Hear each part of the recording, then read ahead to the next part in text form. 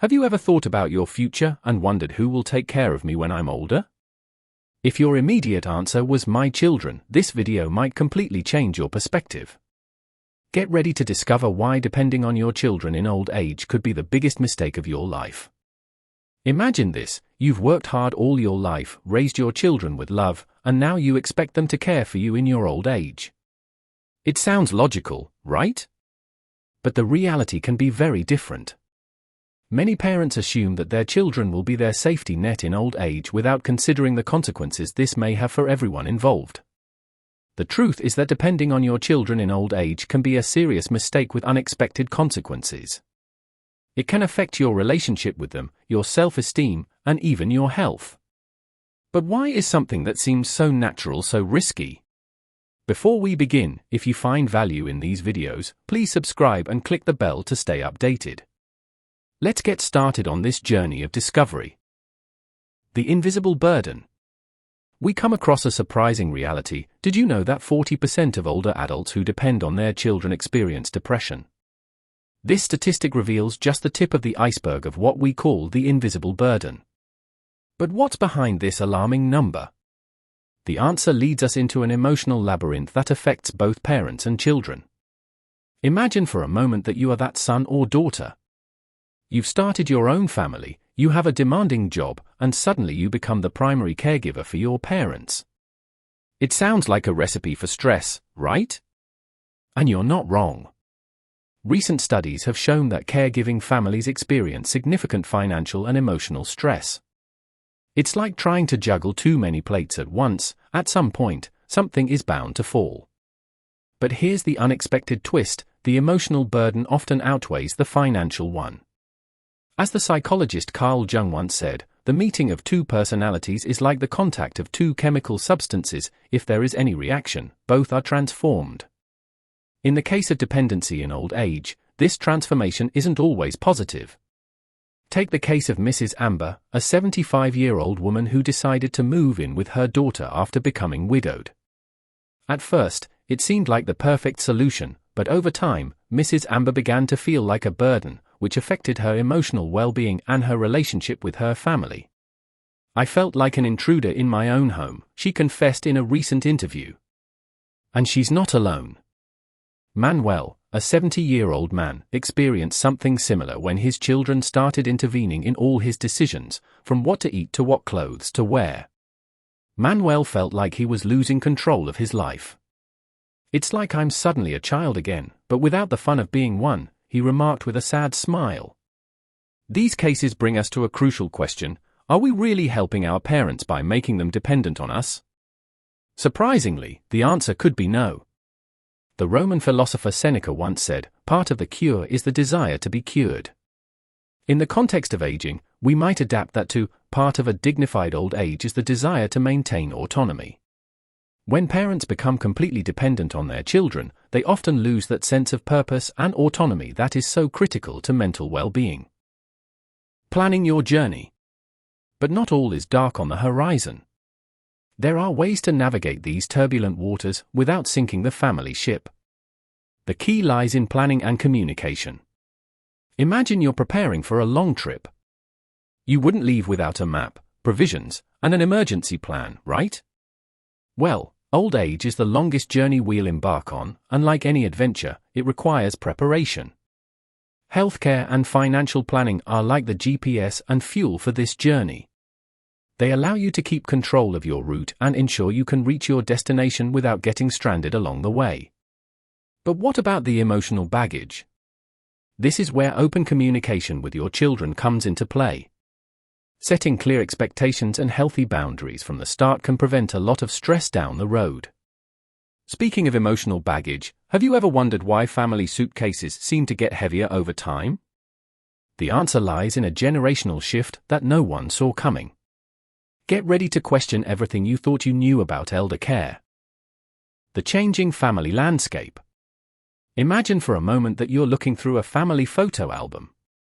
The images of your grandparents show large families living under the same roof. Now look at more recent photos. Do you notice the difference? Families are smaller and more spread out. This isn't just a change in the pictures, it's a reflection of a profound social transformation. In the last 50 years, our family structures have done a 180 degrees turn.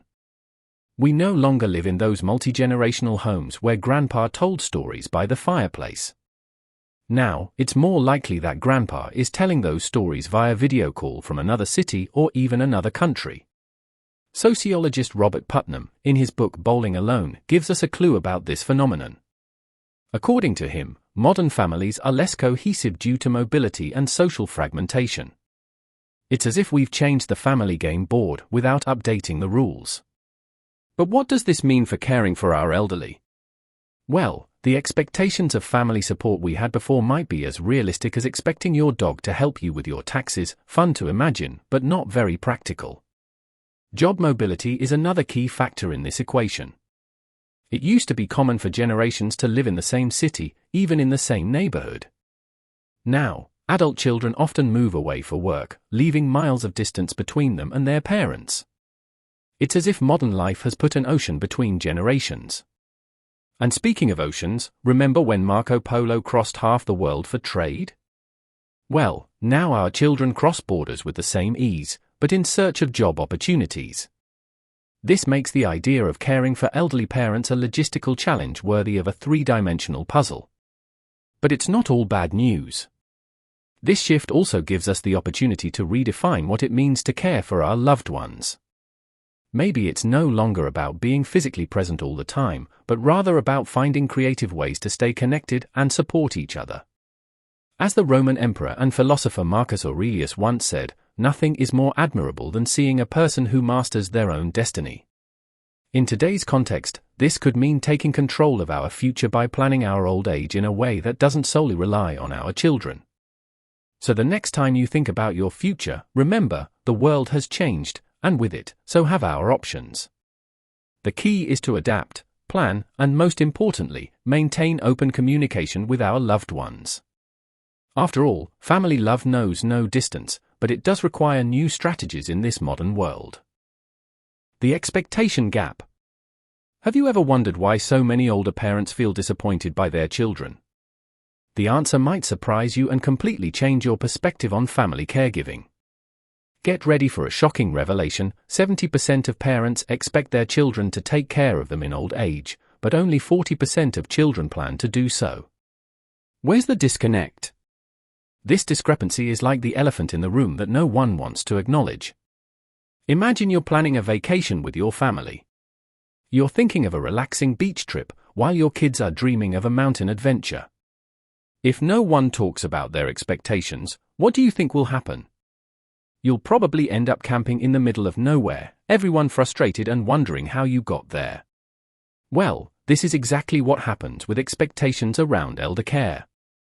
The generational gap in the perception of family responsibility is as wide as the Grand Canyon.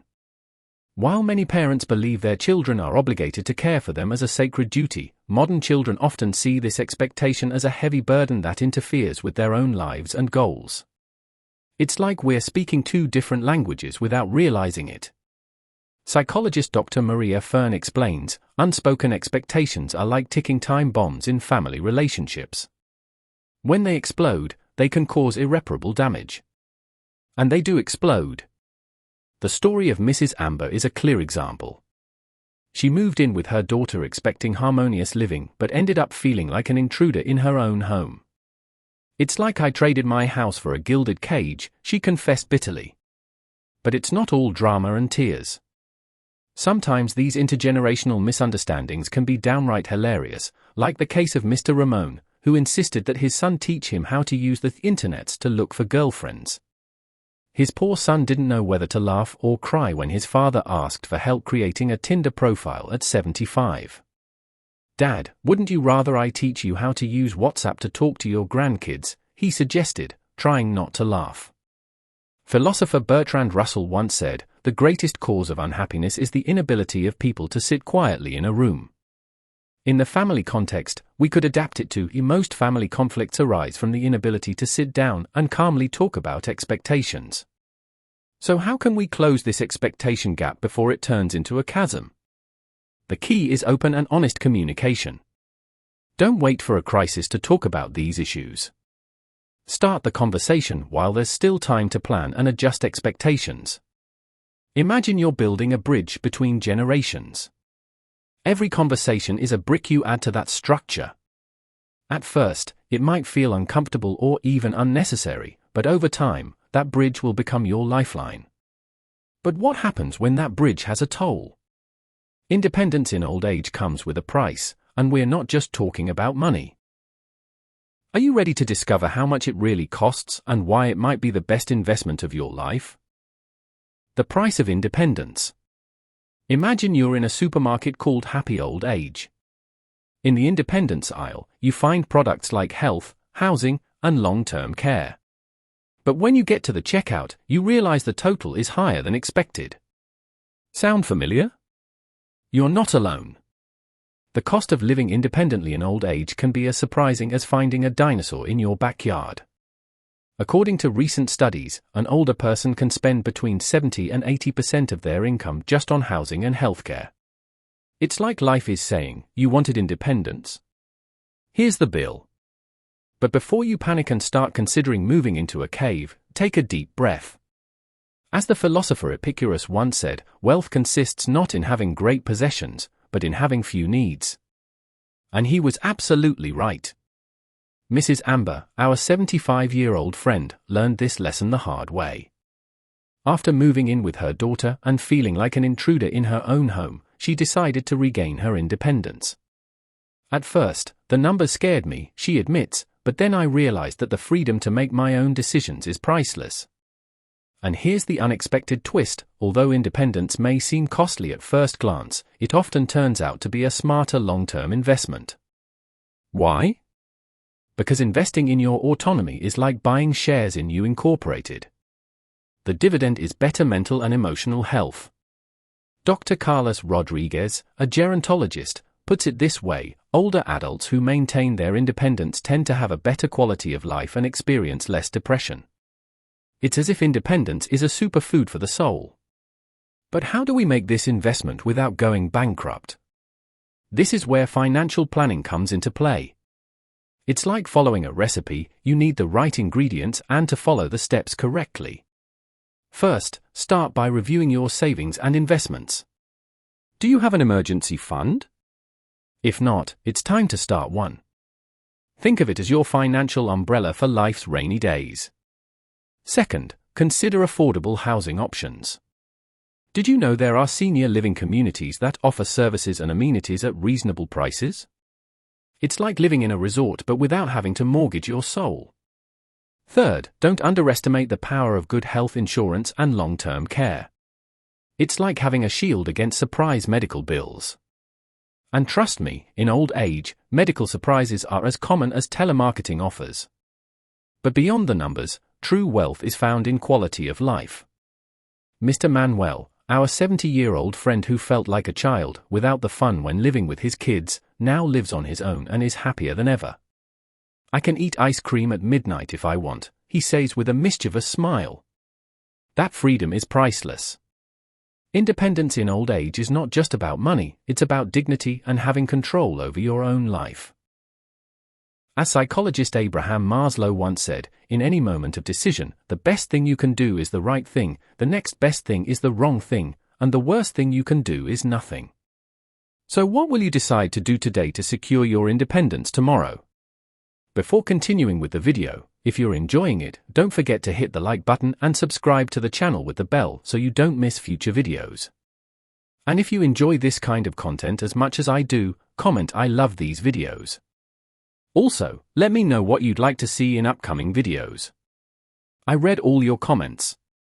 Let's keep learning and improving our lives together.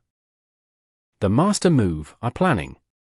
Have you ever considered that planning your old age is like playing chess with time? Every move counts, but do you know what the master move is that could ensure your victory? Imagine for a moment that your life is a tree. Youth is the roots, adulthood the trunk, and old age? Well, old age is those branches stretching towards the sky. Now, when do you think is the best time to ensure those branches are strong and full? If you thought from the beginning, bingo! You've hit the mark. As the philosopher Seneca would say, life is like a play, it doesn't matter how long it lasts, but how well it's performed. And believe me, to make the last act memorable, you need a good script. That script, my friend, is called planning. But don't worry, we're not talking about turning into a financial expert overnight. It's more like learning how to cook. You start with simple recipes, and before you know it, you're preparing dishes worthy of a Michelin star chef. The first ingredient in this recipe for a tasty old age is savings. Yes, I know it sounds about as exciting as watching grass grow, but it's the foundation of everything. Start by setting aside a small percentage of your income each month. It's like planting a seed. At first, you won't see much, but with time and constant care, it will grow more than you can imagine. Now, where to plant that seed? This is where investments come into play. No, we're not talking about playing financial roulette with your savings. Think more about options like investment funds or retirement plans. It's like choosing the right ground for your tree. With the proper soil, it will grow strong and sturdy. Financial advisor Juan Perez explains it brilliantly. Investing for retirement is like packing a suitcase for a long trip. You can't take everything, so you choose carefully what really matters. And what really matters? Diversification. Don't put all your eggs in one basket, or as my grandma used to say, don't bet everything on one horse. But planning goes beyond money. Remember when we talked about Mrs. Amber and her experience living with her daughter? Well, part of good planning is thinking about where and how you want to live. A smaller house? A senior living community? Or maybe you prefer to stay where you are and adapt it to your future needs. There's no right answer, just the one that's best for you. Speaking of right answers, did you know that writing a will is one of the most valuable gifts you can leave your family? Yes, it sounds a bit morbid, but think of it as leaving clear instructions for when you're no longer steering the ship. You'll avoid family arguments and ensure that your wishes are fulfilled. It's like being the director of your own movie, even after the curtain falls. Another crucial aspect is discussing your medical wishes. I know it's as pleasant as a trip to the dentist, but it's necessary. Clarifying what treatments you would accept or refuse can save your family from a mountain of emotional stress during difficult times. It's like leaving a treasure map, but in this case, the treasure is everyone's peace of mind. Remember, planning is not a sign of weakness, but of personal power. As the philosopher Marcus Aurelius once said, you must be like a rock against which all the waves break. Your plan is that rock, steady in the face of life's uncertainties. And don't forget, health is the best investment you can make. Without it, everything else loses value. So include healthy habits in your plan, starting now. It's like planting a garden. If you care for it constantly, you'll have a bountiful harvest when you need it most. Speaking of abundant harvests, have you ever thought about cultivating something even more valuable than health? Imagine a support network that blooms over time but doesn't depend on your DNA. Choosing your family. Is it possible to create a family without blood ties for your old age? It turns out, yes. You can choose your own family for old age. No, we're not talking about late adoption or quick marriage. We're talking about something much more exciting and flexible: alternative support networks. Picture a community where your neighbors become your best friends, where you share experiences, laughter, and why not, a game of bingo here and there. This is exactly what senior living communities and co-housing projects offer. It's like living in a permanent resort, but with people who really matter to you. The concept of chosen families is quickly gaining ground. As sociologist Bella Dulo once said, the most meaningful connections in our lives don't always come from our biological family. And she was absolutely right. These new, non-traditional support networks are proving to be an endless source of companionship, joy, and most importantly, dignity in old age. Take the case of Mrs. Amber, our friend who felt like an intruder in her daughter's house. After moving to a senior living community, her life took a 180 degrees turn. It's like I've discovered a new youth, she laughs. Now I have a book club, yoga classes, and even a theatre group. Who would have thought that at 75 I'd be playing Juliet? But it's not all fun and games. These communities also offer crucial support during tough times. Dr. Robert Waldinger, director of the Harvard Study of Adult Development, puts it perfectly: good relationships keep us happier and healthier. Period. And these support networks are just that, meaningful relationships that help us navigate the ups and downs of life.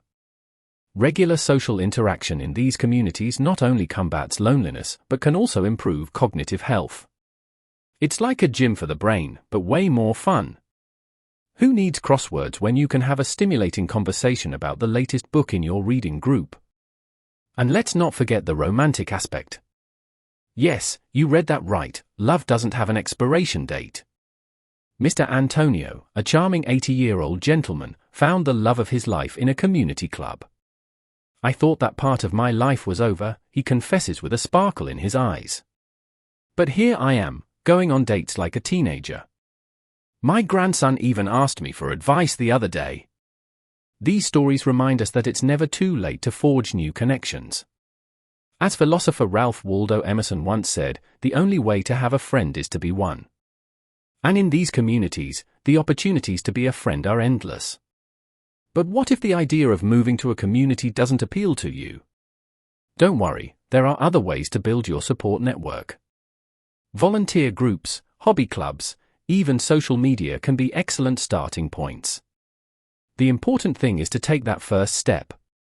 Remember, diversifying your relationships in old age is just as important as diversifying your investment portfolio. Don't put all your emotional capital into one person or group.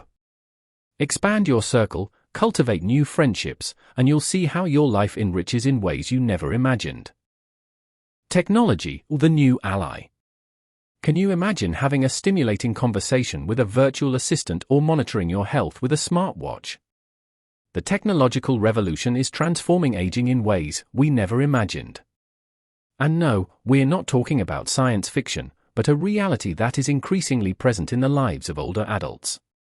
Technology has become a powerful ally in maintaining independence and improving the quality of life in old age. From apps that remind us to take our medication to devices that monitor our health in real time, the possibilities seem endless.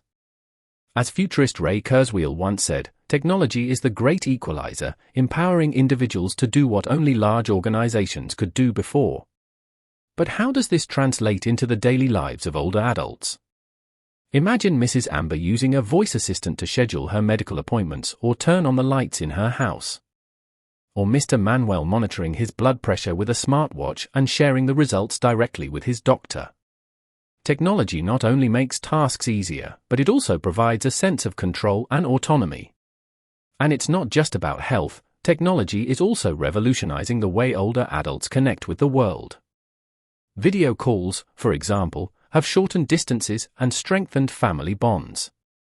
As psychologist Abraham Maslow once said, human beings need to feel connected, to give and receive affection. And technology is making it possible for that connection to transcend physical barriers. But here's the really interesting part: technology is not only improving the lives of older adults, but it's also changing how we perceive aging. Do you remember when we thought old age was synonymous with technological disconnection? Well, get ready to be surprised. A recent study showed that technology use among older adults can significantly reduce social isolation and improve emotional well-being. It's as if each like on Facebook or each video call with grandchildren were a small dose of happiness. And speaking of doses of happiness, did you know there are apps specifically designed to stimulate memory and cognitive skills in older adults? It's like a gym for the brain, but without the need to leave the house. But it's not all rosy in this technological paradise. As philosopher Eric Fromm once said, modern man is alienated from himself, from his fellow men, and from nature. And it's true, technology, misused, can lead to isolation. The key is finding a balance between the digital world and the real world. And this is where the human aspect comes into play. Technology should be a complement, not a substitute for personal interactions. As psychologist Daniel Goleman reminds us, empathy and social skills are 5 times more important than IQ in determining professional and personal success. And this applies in old age too. Now, get ready for a good laugh. Do you remember Mr. Manuel, our 70-year-old friend? Well, it turns out he's become a TikTok celebrity. Yes, you read that right. With his dance videos and life advice, he's won over thousands of young people. I never thought that at my age I'd be a trending, as the kids say, he laughs. But here I am, showing a new generation that life doesn't end at 60. Mr. Manuel's story reminds us that age is just a number, and that technology can be a powerful tool for breaking stereotypes and building bridges between generations. As writer Mark Twain once said, age is a matter of mind over matter. If you don't mind, it doesn't matter. Speaking of breaking stereotypes, did you know there's a skill many consider a weakness, but in reality, it's one of the greatest strengths you can develop? The art of asking for help. Imagine for a moment that your life is like a play. You've been the protagonist for decades, making decisions, overcoming obstacles, and reaping successes. But now, in the final act, you find yourself at a crossroads. Should you keep acting alone, or allow others to share the stage with you? The Greek philosopher Aristotle once said, "Man is by nature a social animal." And he was right, especially when we talk about aging with dignity. The key lies in understanding the difference between dependence and interdependence. Dependence is like being trapped in quicksand. The more you resist, the deeper you sink. Interdependence, on the other hand, is like dancing a tango. It takes two to create something beautiful. Psychologist Abraham Maslow expressed it perfectly: the satisfaction of the need for belonging is a prerequisite for self-actualization. But how can we ask for help without feeling like a burden? The answer lies in the art of assertive communication. Imagine you're in a restaurant and need the salt. You wouldn't stay silent, hoping someone reads your mind, would you? The same applies in daily life. Dr. Carlos Rodriguez, an expert in aging psychology, suggests using the desk method to ask for help effectively. D. Describe the situation. E. Express how you feel. S. Suggest changes. C. Communicate the positive consequences. For example, instead of saying, "You never help me," you could say, "When I have to do all the house chores alone," describe. "I feel overwhelmed and sad," express. "I'd like us to divide the tasks," suggest. That way, we'd both have more time to enjoy together, consequences. And let's not forget the power of gratitude. As writer William Arthur Ward once said, feeling gratitude and not expressing it is like wrapping a present and not giving it. Thanking others for their help not only strengthens bonds, but it also makes people more likely to help you again in the future. But be careful, asking for help doesn't mean giving up your autonomy. It's more like having a co-pilot on a long trip. You're still behind the wheel, but you have someone helping you navigate and making the journey more enjoyable. Dr. Maria Fernandez, a psychologist specializing in family relationships, explains it this way: maintaining healthy relationships in old age involves a delicate balance between independence and interdependence. It's like walking a tightrope. It takes practice, but once you master it, it's liberating. And here's the interesting part: recent studies have shown that people who know how to ask for help effectively not only live longer but also report higher levels of life satisfaction. It's as if asking for help is a superfood for the soul. But what if you find it hard to ask for help? Don't worry, you're not alone. Many of us grew up with the idea that asking for help is a sign of weakness. But as the philosopher Seneca once said, part of the cure is the will to be cured. Start with small steps. Ask for help with simple things, like reaching something on a high shelf or reading a label with small print. As you become more comfortable, you'll be able to ask for help with more important matters. And remember, asking for help not only benefits you, it also gives others the opportunity to feel useful and valuable. It's a gift that you give and receive at the same time. A legacy of dignity.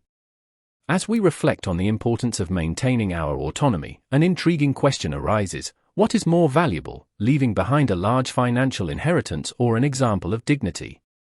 The answer could change how you view your future and that of your loved ones.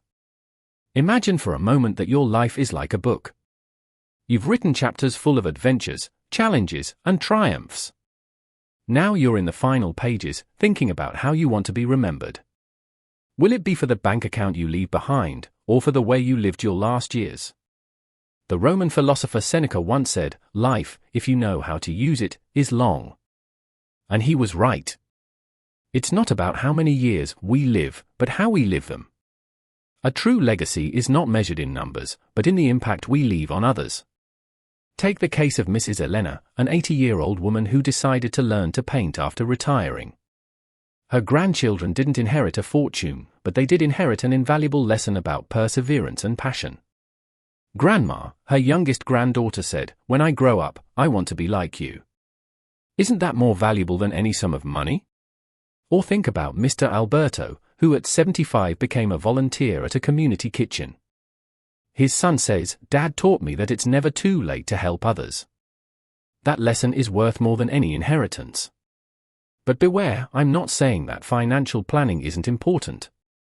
As Benjamin Franklin said, if you fail to plan, you are planning to fail. The key is finding a balance between financial security and the emotional wealth we leave behind. Psychologist Erik Erikson talked about generativity in old age, the need to contribute to future generations. It's not just about having children, but about leaving a positive impact on the world. And what better impact than the example of a life well lived? Now, get ready for a laugh. Our friend from the book club, Mr. Ramon, decided that his legacy would be humor. Every day he shares a new joke with his grandchildren on WhatsApp. "I'm leaving them a legacy of laughter," he says with a sly grin. And trust me, that's worth more than gold. But legacy isn't just about what we leave behind, it's also about how we leave it. The way we face the challenges of old age can be a powerful lesson for our loved ones. As the poet Maya Angelou once said, "People will forget what you said, people will forget what you did, but people will never forget how you made them feel." Imagine the impact you can have on your children and grandchildren by showing them how to age with grace, dignity, and an indomitable spirit. That, my friend, is a legacy that transcends generations.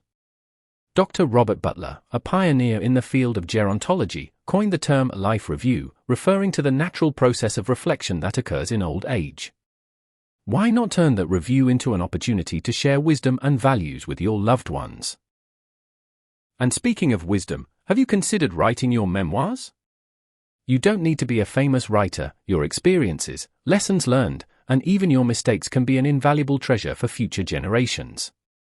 As historian Will Durant once said, education is the transmission of civilization. But remember, the best legacy is that built day by day. Don't wait until you're on your deathbed to share your wisdom. Live in a way that inspires others, showing them that life can be an exciting adventure until the very end. And if you worry about not having great achievements to leave as a legacy, remember the words of writer Ralph Waldo Emerson, to leave the world a bit better, whether by a healthy child, a garden patch, or a redeemed social condition, to know that even one life has breathed easier because you have lived, this is to have succeeded. Conclusion. Have you ever thought about how you want your final years to be? Life is a journey, and old age can be its most exciting chapter. Remember, we're all going to die, but that doesn't mean we can't enjoy the ride. Independence in old age is a gift for both you and your children. Plan today for a better tomorrow. Save, take care of your health, and cultivate meaningful relationships. Don't wait until it's too late to take control of your life. If you're going through a tough time, don't hesitate to share your situation. We're here to listen and support you. Remember, your old age is yours to write. What story do you want to tell? Share your experiences or plans in the comments, and if you've made it this far, write in the comments "Life is a gift" so I know who the champions are that made it to the end of the video. Don't forget to like, subscribe, and turn on notifications for more content like this in the future. Share this video with your loved ones so they can start applying this wisdom today. And if you want to support me even more, become an exclusive channel member, it would help me a lot. Thanks so much for all your support. Now click on this video and keep filling your mind with wisdom. See you next time.